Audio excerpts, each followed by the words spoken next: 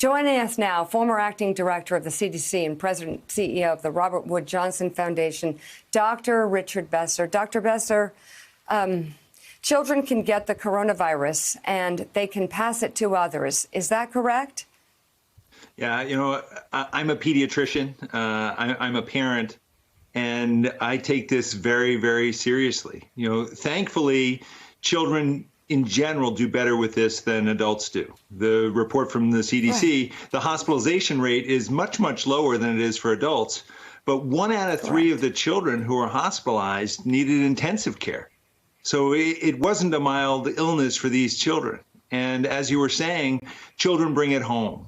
And children bring it home to people who may be at greater risk. And this interplay, you were sharing those statistics about the rates of hospitalization for Black children, for Latino children. We've been seeing this pandemic play out across the country where Black Americans, Latino Americans, Native Americans hospitalized and dying at incredibly high rates, much higher rates than white Americans. And so when you see this number about children, is it because they're more likely to have a parent who's an essential worker who's being exposed to people who aren't wearing masks?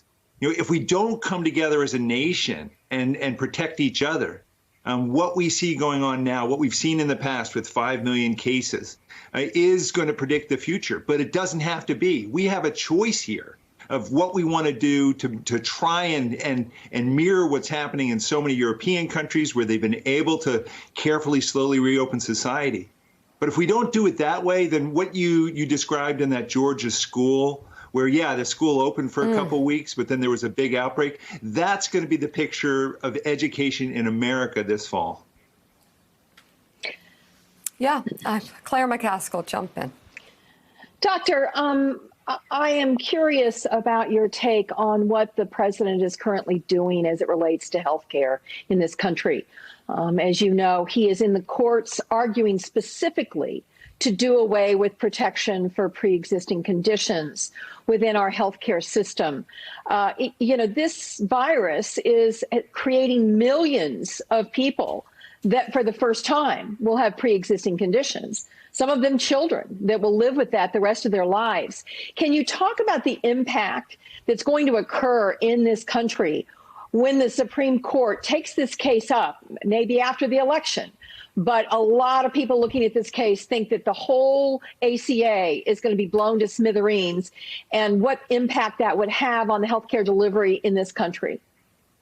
One of the things that this pandemic makes clear is that we all have an interest in everyone in this country having access to high quality, comprehensive, affordable health care. And when that doesn't happen, not only do the people who don't have that health care suffer, and we've been seeing that, much higher rates of uninsurance and underinsurance among Black and Latino Americans. And we're seeing what's happening in terms of delayed treatment, delayed testing.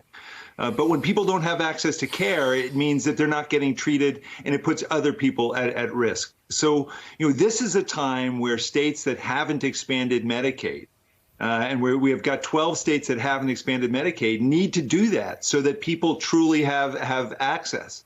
This is a time when you need to look at what benefits are included and what does Medicaid cover and what does it not cover, so that we're providing more services. A pandemic like this is going to put incredible pressure on mental health services and mental health needs.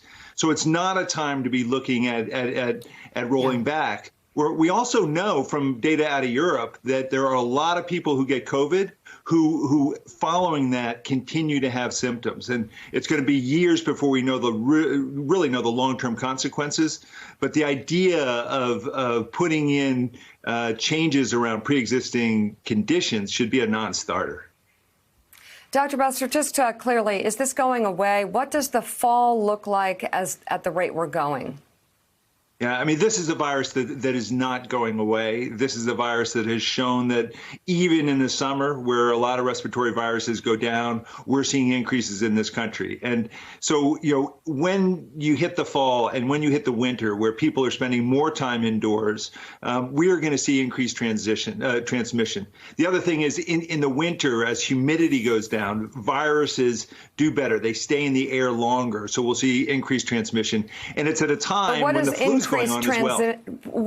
What does increased transmissions mean? I mean, we're looking at 160,000 dead right now. What do you mean, increased transmissions?